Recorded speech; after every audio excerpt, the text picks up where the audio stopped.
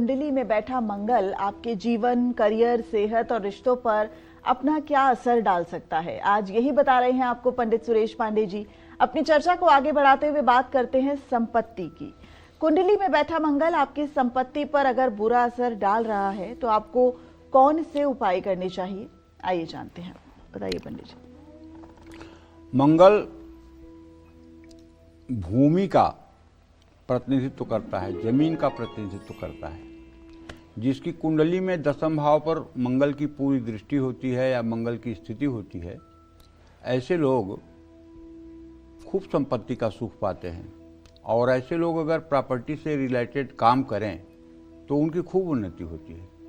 लेकिन अगर मंगल की स्थिति खराब हो या आपकी कुंडली में चतुर्थ भाव का स्वामी बृहस्पति हो या बृहस्पति भी चतुर्थ भाव में हो तो संपत्ति का विवाद बढ़ता है और संपत्ति के मामलों में आपको धोखे मिलते हैं। ऐसे लोग जहां भी प्रॉपर्टी खरीदते हैं वहीं कोई न कोई लिटिगेशन आ जाता है। जिसको टोकन मनी देते हैं वही पैसा किसी बेईमान के हाथ में चला जाता है। इसलिए आप अपनी कुंडली में बृहस्पति को भी देखिएगा कि कहीं बृहस्पति आपके चौथे घर को तो प्रभावित नहीं कर रहा है। क्योंकि मैंने देखा है लोग एक मकान लेते हैं, वो फंस जाता है, दूसरा लेते हैं, उसमें लिटिगेशन हो जाता है, तीसरा गलत हाथों में पैसा चला जाता है। माने पैसा होने के बाद भी मकान का सुख नहीं मिल पाता है। उसका कारण चतुर्थ भाव में स्थित बृहस्पति और चतुर्थेश बृहस्पति होता है। मंगल का रोल तो उसमें थोड़ा कम होता है। लेकिन मंगलवार को सुबह अगर आप शिव मंदिर जाना शुरू कर दीजिए और जल में गुड़ मिला करके शिवलिंग का अभिषेक करिए और ये उपाय 9 मंगलवार करिए तो मंगल की वजह से अगर विवादित जमीन कोई है तो उसमें आपको लाभ मिलेगा। विवादित का मतलब जैसे कोई पैतृक संपत्ति है लेकिन बहन भाइयों का झगड़ा चल रहा है, उसका आपको लाभ नहीं मिल रहा है, बंटवारा नहीं हो रहा है, पटिशन नहीं हो रहा है, तो ये उपाय फायदा करेगा। शुक्ल पक्ष के मंगलवार को सूर्योदय के समय तांबे की धातु का बना हुआ शुद्ध मंगल यंत्र अपने घर की दक्षिण दिशा में भी आप स्थापित कर सकते हैं। संपत्ति का सुख पाने के लिए हनुमान मंदिर में जाकर बूंदी के लड्डुओं का प्रसाद चढ़ाना चाहिए, तुलसी का पत्ता डालकर। मंगलवार को मसूर की दाल नदी में प्रवाहित करनी चाहिए। मंगलवार को गुड़ की पूड़ियां बनाकर गाय और चींटियों को खिलानी चाहिए। गले में हो सके तो स्फटिक या लाल मूंगे की माला धारण करनी चाहिए। सफेद रंग का एक ध्वज या लाल रंग का एक ध्वजा हनुमान मंदिर में अर्पित करना चाहिए। इन सब चीजों से राहत मिलती है। जय मां विंध्यवासिनी। मंगल की वजह से अगर आप कानूनी मामलों में फंस रहे हैं तो आपको इसके लिए कौन से आसान और अचूक उपाय करने चाहिए, बताएंगे पंडित जी। बताइए पंडित जी। देखिए, मंगल जो है इनके कारण कानूनी अड़चने आती हैं। पूछे क्यों?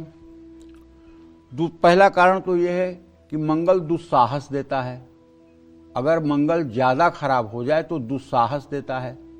ऐसा व्यक्ति अपराधी प्रवृत्ति का होता है, ऐसा व्यक्ति हिंसक होता है, ऐसा व्यक्ति क्रोध के वशीभूत होकर के वो कर जाता है जो कल्पना लोग नहीं कर सकते हैं, तो जेल जाने की नौबत तो आएगी।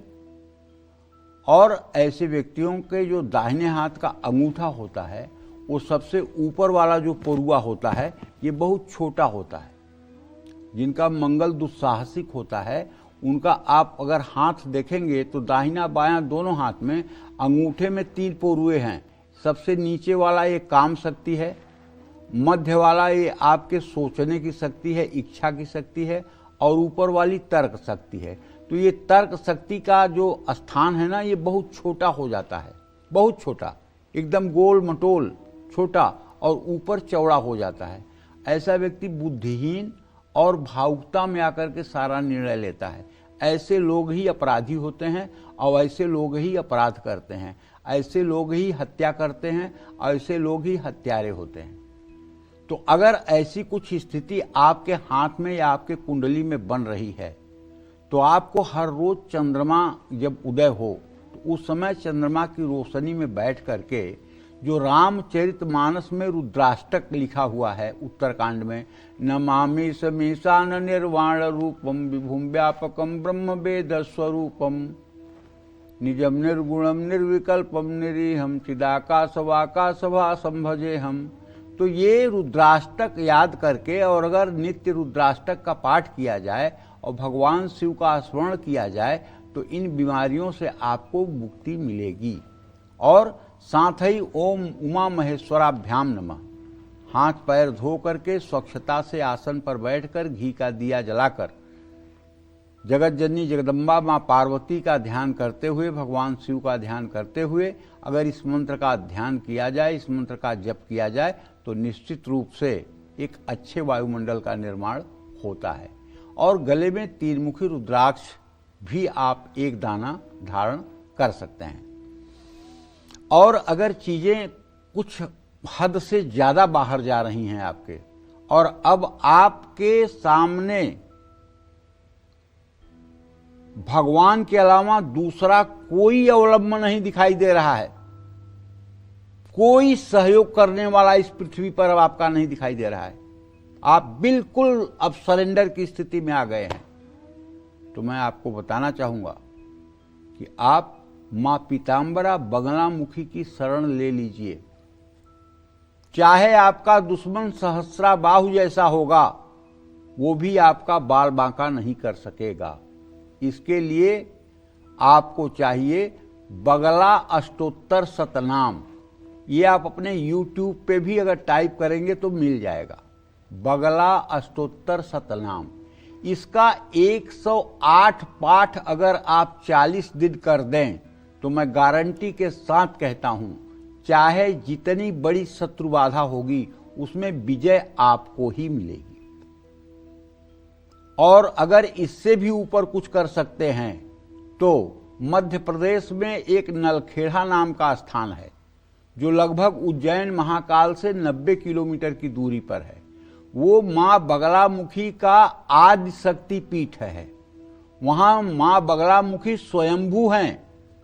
कहते हैं वहां पांडवों ने भी महाभारत युद्ध से पहले मां बगलामुखी की उपासना की है। तो वहां जाकर के दर्शन पूजन करने से भी आपकी शत्रु पीड़ा का निवारण होगा। वहां अगर जाकर के आपने अपनी प्रार्थना सही ढंग से माता के सामने कर दी तो निश्चित रूप से आपको न्याय मिलेगा। अगर आप न्याय के पक्ष में हैं और अगर आप पीड़ित हैं तो आपको राहत मिलेगी।